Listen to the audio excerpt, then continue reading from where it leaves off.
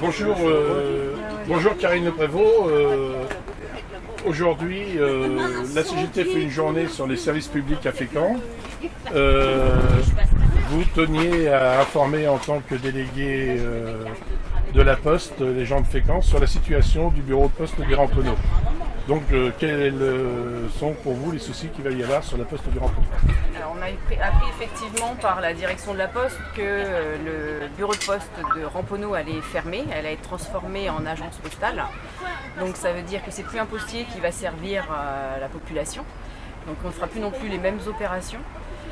Il va y avoir un débord donc déjà d'activité, elle va avoir lieu sur le bureau centre sans personnel supplémentaire. Il faut savoir aussi qu'on n'est pas sûr que le distributeur reste. Au niveau des opérations, tout n'est pas faisable. La population déjà est au courant pour avoir un petit peu discuté avec les usagers du Ramponneau. Donc ce qui dit agence postale communale par rapport au réseau, c'est aussi les horaires, l'amplitude horaire qui va être réduite à son maximum. Et puis, comme Karine disait, il n'y aura plus de transactions bancaires, etc. Donc tous les usagers du Ramponneau seront obligés de descendre en centre-ville. Mais il faut savoir aussi qu'en centre-ville, il y a une réorganisation qui se prépare et il va y avoir 2 positions de travail en moins. Donc ce qui dit beaucoup plus encore d'attente, beaucoup plus d'animosité envers les collègues du guichet, etc.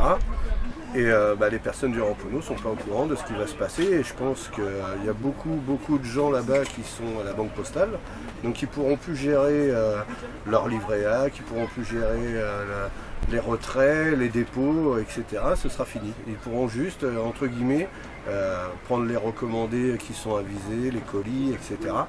Mais donc ça va vraiment changer leur vie, je pense. Donc ça, on est là aujourd'hui, on a une pétition à faire signer, on a des tracts à distribuer pour alerter la population. Et j'espère aussi que samedi matin, devant le guichet du Ramponneau, nous irons faire signer la pétition et alerter tous les usagers du quartier du Ramponneau, quoi. Alors après aussi, je voulais un petit peu dénoncer quelque chose, c'est que début d'année, la Poste a envoyé ses réorganisations, etc. Mais la mairie de Fécamp a demandé à ce que, alors c'est toujours des discussions qui étaient en off dans les réunions, mais la mairie de Fécamp avait demandé à ce que la Poste freine un peu ses réorganisations, le temps du vote et le temps des élections.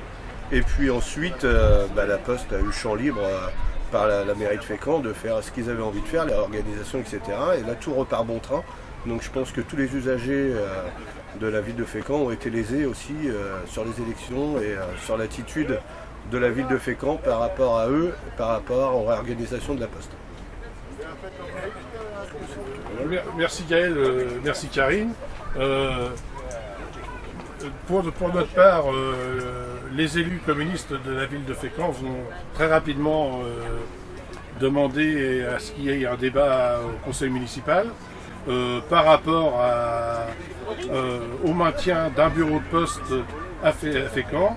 Les gens en ont besoin parce qu'il n'y a pas seulement Fécamp, il y a aussi les gens de Gerville, les gens de Saint-Léonard, les gens d'Épreville, les gens de Maniquerville qui sont concernés parce que pour eux c'est plus facile de venir au Ramponneau que d'aller à la Poste de Fécamp avec beaucoup plus de facilité pour se stationner. Oui, sur le Ramponneau, oui. On s'aperçoit que tout le service public est en train de se déliter à Fécamp. C'est devenu une vraie catastrophe pour avoir rendez-vous à la sécurité sociale, c'est devenu une vraie catastrophe pour avoir rendez-vous à la CARSAT, c'est devenu une vraie catastrophe pour avoir rendez-vous SICAS, et maintenant on ne va plus avoir de poste.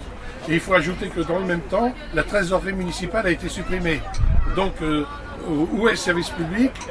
Comment allons-nous vivre? C'est pas comme ça qu'on construit une société de proximité, et donc nous allons dénoncer de nouveau cette fuite en avant et cette casse du service public en demandant à ce qu'il y ait un vote du conseil municipal, que chacun prenne ses responsabilités.